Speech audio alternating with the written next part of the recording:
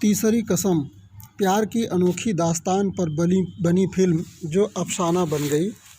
बिहार के ग्रामीण पृष्ठभूमि पर बनी फिल्म तीसरी कसम एक यादगार फिल्म है।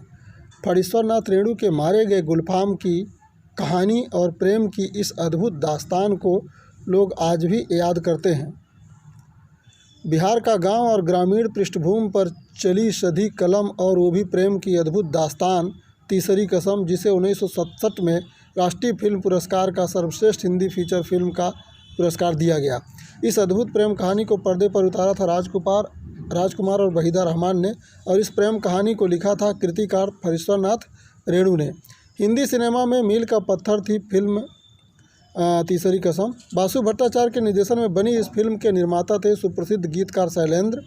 यह फिल्म हिंदी सिनेमा में मील का पत्थर बन जाती है। हीरामन और हीराबाई की इस प्रेम कथा ने प्रेम का एक अद्भुत महाकाव्यात्मक पर दुखांत कसक से भरा आख्यान सा रचा, जो आज भी पाठकों के हृदय में आंदोलित करता है। प्रेम कहानियों में सबसे अलग है तीसरी कसम। आज तक जितनी भी प्रेम कहानियों पर फिल्में बनी, तीसरी कसम इनमें सबसे अलग है। फणीश्वर नाथ रेणु द्वारा लिखित कहानी तीसरी कसम उर्फ मारे गए गुलफाम एक अंचल की कथा है जिसका परिवेश ग्रामीण है, जहां जीविकोपार्जन का साधन कृषि और पशुपालन है। इस कहानी के मूल पात्र हीरामन और हीराबाई हैं। हीरामन और हीराबाई की लव स्टोरी है तीसरी कसम।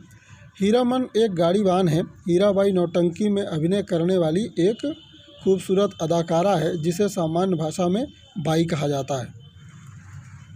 इस कहानी का नायक हीरामन एक सीधा साधा और भोला ग्रामीण युवक है। हीरामन लंबे अरसे से यानी 20 साल से बैलगाड़ी हाँकता आ रहा है और इस कला में उसे महारत हासिल है।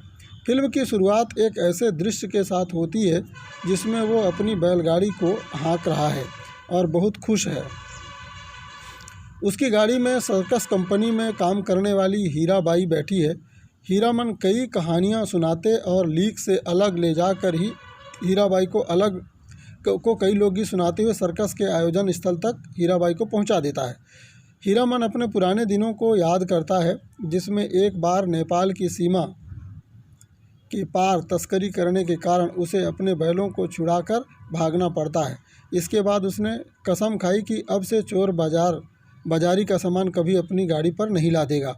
उसके बाद एक बार बांस की लदनी से परेशान होकर उसने प्रण लिया कि चाहे कुछ भी हो जाए वो बांस की लदनी अपनी गाड़ी पर नहीं लादेगा। दोनों की अपनी अपनी मजबूरी है। हीरामन हीराबाई से मिलकर खुश है, उस पर दिलो जान न्यौछावर करता है।